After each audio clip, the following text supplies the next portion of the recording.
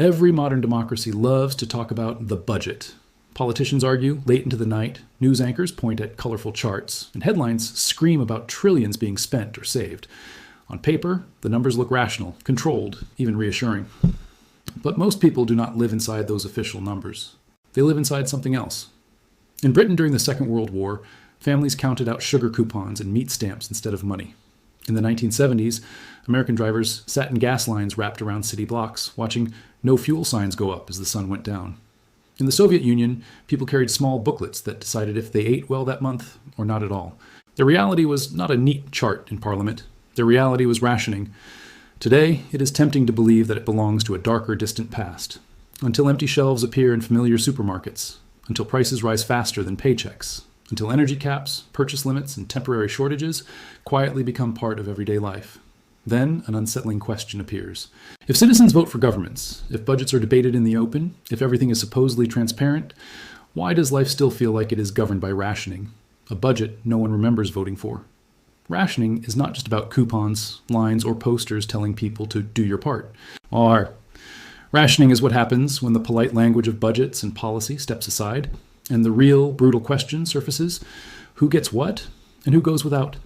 Every war, every inflation spiral, every energy crisis and food shortage sits on top of an invisible spreadsheet that most people never see.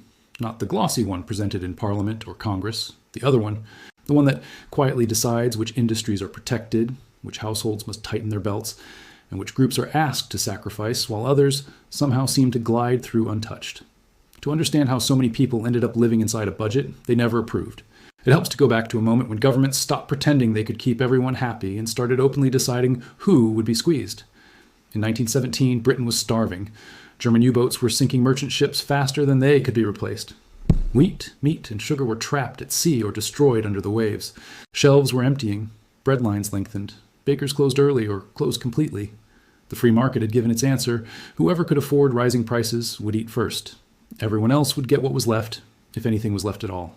The government faced a choice: let prices explode and hope the invisible hand would be merciful, or step in and tell people directly how much they were allowed to eat, rely on markets, or impose ration books. It chose rationing. Meat, sugar, fats, and other essentials were carefully measured, stamped, and recorded.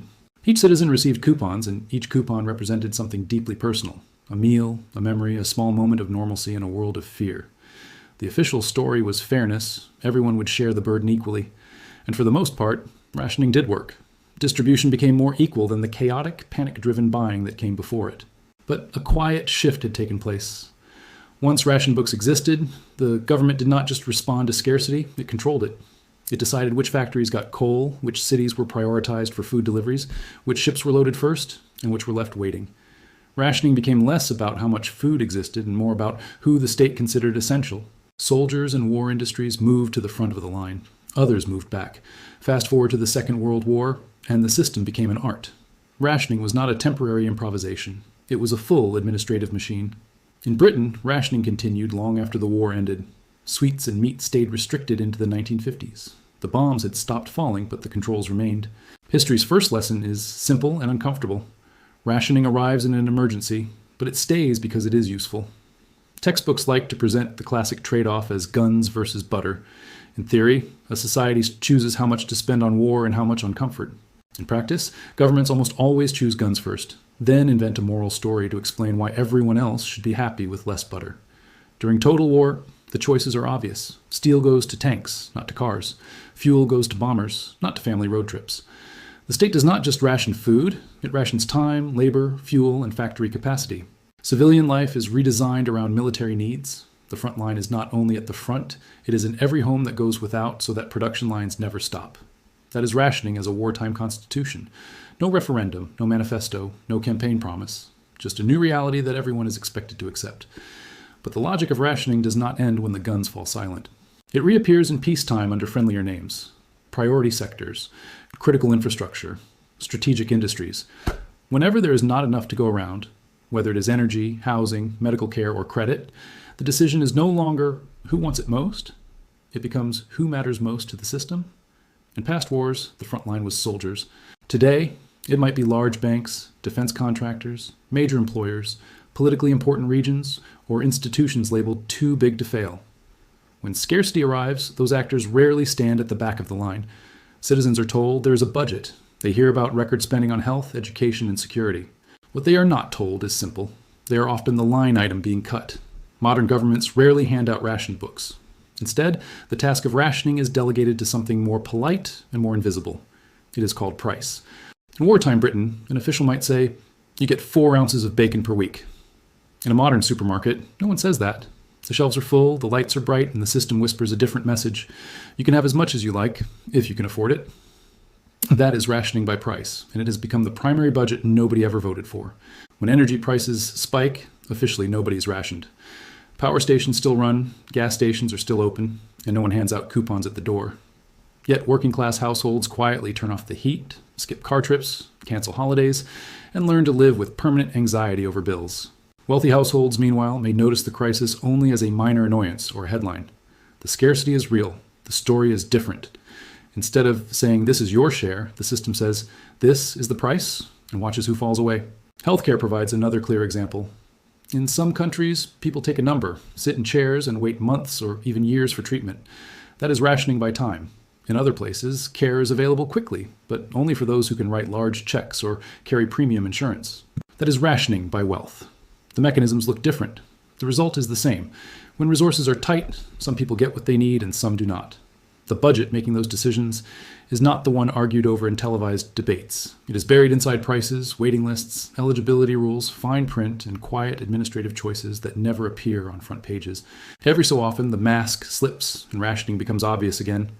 In the 1970s, oil shock, drivers in the United States got a harsh reminder of physical limits. On some days, only cars with odd-numbered license plates could buy gasoline. On others, even numbers were allowed. Lines stretched around blocks. Signs announced, "Sorry, no gas today." Officially, this was about order and fairness. In practice, it was the system admitting something it prefers to hide. There was not enough to go around, and some people were going to lose. More recently, during an energy crunch in parts of Europe, households were asked to turn thermostats down, take shorter showers, and accept higher bills as a patriotic contribution.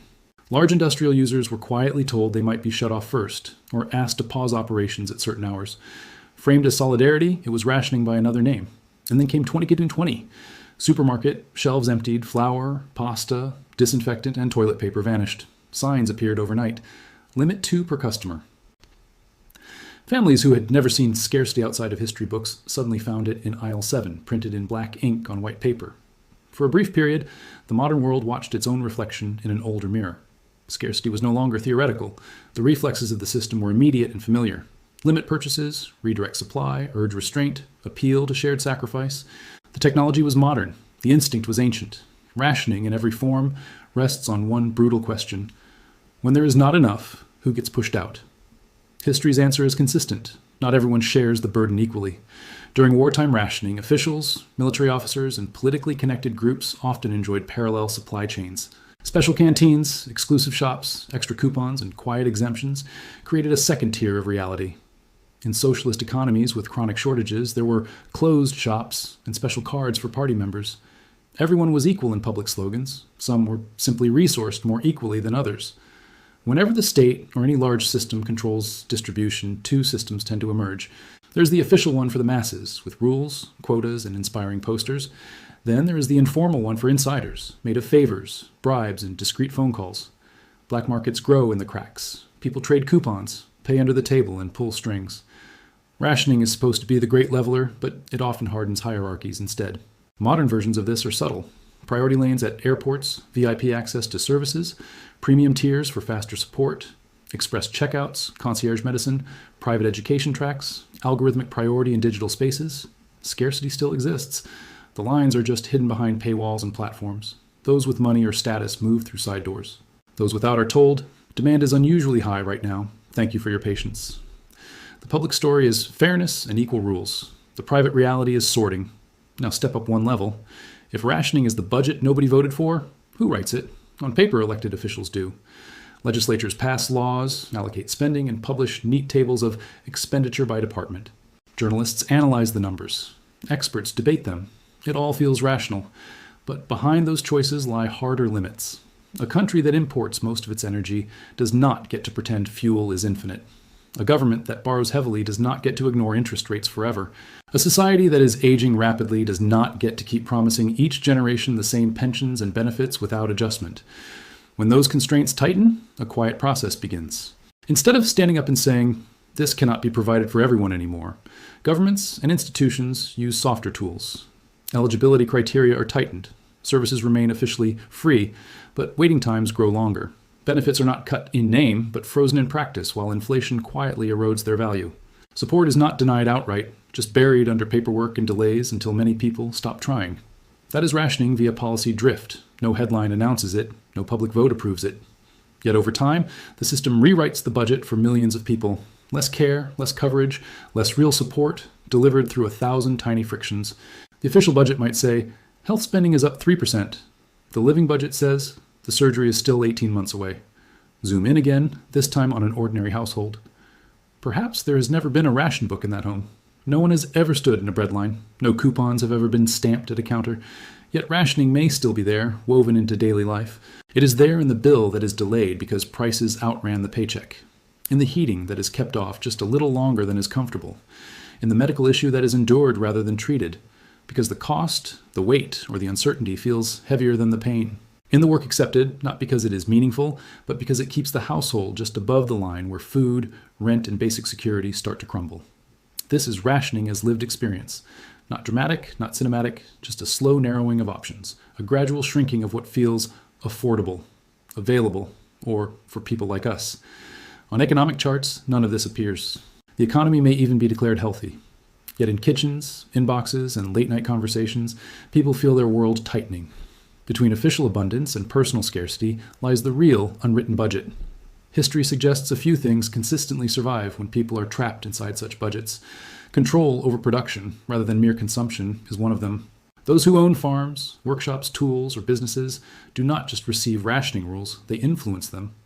In crises, people who produce essentials tend not to be at the very back of the queue, even if they still feel pressure.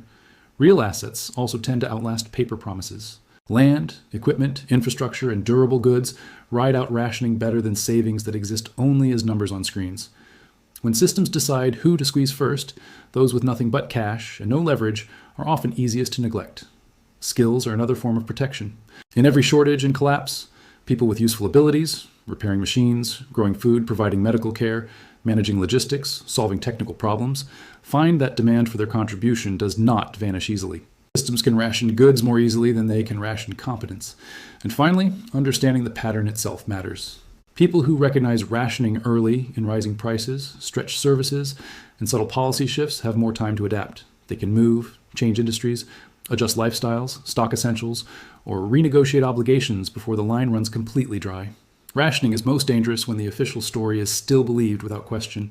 When every cut is accepted as just temporary, every shortage as unusual, every new rule as necessary for now. History shows how often for now quietly becomes how it is. Rationing is not an odd relic of past wars or failed states. It is one of the main ways modern systems quietly enforce their limits. Sometimes it arrives holding ration books and megaphones. More often, it arrives wrapped in prices, delays, complexity, and polite emails, starting with, "Due to high demand." Politicians stand at podiums and talk about budgets, growth, stability, and opportunity. Think tanks publish reports. Commentators argue about ideology and priorities. All of that has its place. But the budget that shapes everyday life the most is simpler and harsher. The one that decides how many hours people must work, how warm their houses are, how long they wait for help, and how many doors stay permanently closed no matter how hard they knock. The budget is not printed on campaign leaflets. It is written where scarcity, power, and policy intersect. So when a leader promises that no one will be left behind, it may help to remember a more basic question. When there is not enough to go around, who is imagined standing at the back of the line? Because that is the budget that matters most. And almost nobody remembers voting for it. If this offered a new perspective, consider subscribing. History has the answers for those who know where to look.